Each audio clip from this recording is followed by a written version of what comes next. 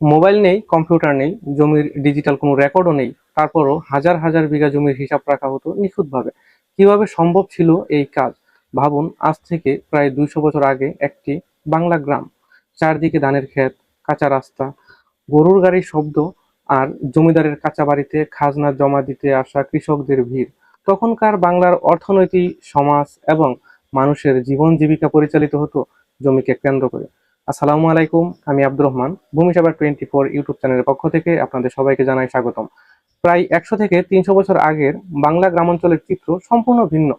চারিদিকে বিস্তীর্ণ ধানক্ষেত, নদী-নালা, খাল-বিল, গরুর গাড়ি আর কৃষকের ব্যস্ত জীবন। তখন জমির মালিকানা ও প্রশাসনের একটি বড় অংশ নিয়ন্ত্রণ করতেন সেই সময়কার জমিদারেরা। কিন্তু কখনো কি ভেবেছেন হাজার হাজার বিঘা জমি কিভাবে পরিচালিত হতো? কৃষকরা কিভাবে চাষ করতেন, বা খাজনা কিভাবে আদায় করা হতো, আর জমিদারের ভূমিকা আসলে কি ছিল? আজকের এই ভিডিওতে আমরা জানবো প্রাচীন বাংলার জমিদার আমলের জমি রক্ষণাবেক্ষণ, কৃষি ব্যবস্থা এবং কৃষকদের জীবনযাত্রা বিস্তারিত ইতিহাস। জমিদারি ব্যবস্থা মূলত এমন একটি ভূমি প্রশাসন পদ্ধতি ছিল যেখানে জমিদাররা সরকারের পক্ষ থেকে ভূমি রাজস্ব বা খাজনা সংগ্রহ করতেন। বাংলার এই ব্যবস্থা বিশেষভাবে শক্তিশালী হয়ে ওঠে ব্রিটিশ আমলে, বিশেষ করে 1793 সালের পার্মানেন্ট সেটেলমেন্ট এর পর। এই ব্যবস্থায় জমিদাররা বিশাল এলাকার জমি তদারকি করতেন। কৃষকরা জমি চাষ করতেন, কৃষকদের কাছ থেকে খাজনা আদায় করা হতো। সেই খাজনার একটি বড় অংশ সরকারকে দেওয়া হতো। জমিদারেরা কিভাবে এত বিশাল জমি পরিচালনা করতেন, চলুন জেনে নেওয়া যাক। একজন জমিদারের পক্ষে হাজার হাজার বিঘা জমি একা পরিচালনা করা কোনোভাবেই সম্ভব ছিল না। তাই তাদের অধীনে থাকতো তহসিলদার বা নায়েব সাহেব।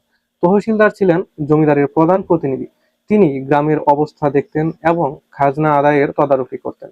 তহসিলদাররা খাজনার হিসাব সংগ্রহ করতেন এবং জমিদারের খাতায় তা লিপিবদ্ধ করে রাখতেন। জমির সীমানা কিভাবে নির্ধারণ করা হতো? বর্তমান সময়ের মতো তখন ডিজিটাল কোনো রেকর্ড বা স্যাটেলাইট প্রযুক্তি ছিল না।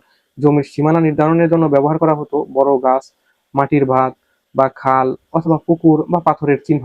আপনি এখনো যদি লক্ষ্য করে দেখেন যে প্রত্যেকটা সীমানার ক্ষেত্রে দেখা যায় যে খাল বা নদীকে কেন্দ্র করে প্রত্যেকটা সীমানা বা প্রত্যেকটা মৌজা ভাগাভাগি করা হয়েছে। বিরোধ দেখা দিলে জমিদারের প্রতিনিধিরা তদন্ত করতেন এবং তদন্ত করে সেই সীমানা নির্ধারণ করতেন। কৃষিকাজের প্রধান পদ্ধতি। কৃষিকাজটা তখন কিভাবে ছিল? তৎকালীন বাংলা ছিল সম্পূর্ণ কৃষি নির্ভর। অধিকাংশ মানুষ তাদের জীবিকা নির্বাহ করতেন কৃষির মাধ্যমে। কৃষকরা ব্যবহার করতেন কাঠের নাঙল, গরু বা মহিষ, কোদাল, কাস্তে ও মই। তখন কোনো আধুনিক ট্রাক্টর বা যান্ত্রিক যন্ত্র ছিল না। গরুর সাহায্যে জমি চাষ করা হতো। বর্ষা শুরু হওয়ার আগে জমি প্রস্তুত করা হতো এবং মৌসুম অনুযায়ী ফসল